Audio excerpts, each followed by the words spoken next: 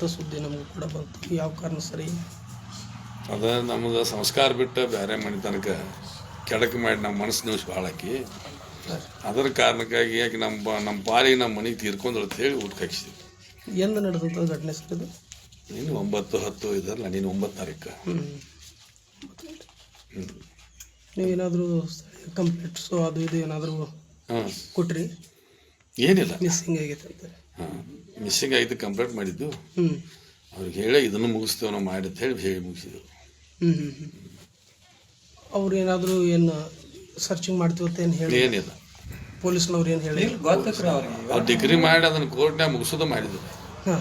ನಮ್ಮ ಮನೆಗೆ ಸಂಬಂಧಪಟ್ಟಕ್ಕೆ ಅಲ್ಲ ಅಂತ ಹೇಳಿ 4 ಮಂದಿ ಮಕ್ಕಳು 3 ಮಂದಿ 4ನೇದಕ್ಕೆ ಅಲ್ಲ ಅಂತ ಹೇಳಿ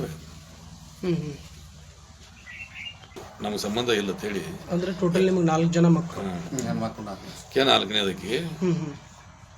ಗಂಡು ಮಕ್ಕಳು ಎಷ್ಟು ಜನ ರೀ? ಯಾರಿಲ್ಲ, ಹೆಣ್ಮಕ್ಳು 3 ಜನ, 4 ಜನ. ಒಬ್ಬ ತೀರ್ಕೊಂಡಿದ್ರಿ. ಹೊಲಸ ಕೆಲಸ ಮಾಡಿ ವಯಸ್ಸಾದ ಕಾಲಕ್ಕಿಂತ ಮಾಡಲತ್ತೇಳಿ. ಈ ಥರ ಹೆಣ್ಮಕ್ಳಿಗೆ ಸರ್ ಈಗಿನ ಇದ್ರೊಳಗೆ ನೀವೇನು ಹೇಳಕ್ಕೆ ಇಷ್ಟಪಡ್ತೀರಿ? ಯಾನ್ರಿ ಬೇರೆ ಹೆಣ್ಮಕ್ಳಿಗೆ ಈ ಮೂಲಕ ನೀವೇನು ಹೇಳಕ್ಕೆ ಇಷ್ಟಪಡ್ತೀರಿ ಸರ್? ಸಂಸ್ಕಾರದ ಕಾಮಕ ಪದ್ಧತಿ ಮಾಡಿ ಗಂಡು ಮಾಡ್ಕೊಂಡು ಅವ್ರ ಮನೆಗೆ ಹೋಗಿ ಪ್ರಪಂಚ ಮಾಡಿ ಒಂದು ಸ್ವಲ್ಪ ಜೀವನದಾಗ ಯಾನೈತೆ ಅನ್ನೋದನ್ನ ನೋಡ್ಕೊಂಡು ಹೋಗ್ಬೇಕಂತೇಳಿ ಇದಕ್ಕೆ ಬಂದ ಇದನ್ನು ಮಾಡ್ಲತ್ತೇಳಿ ತಾಪ ಅಷ್ಟೇ.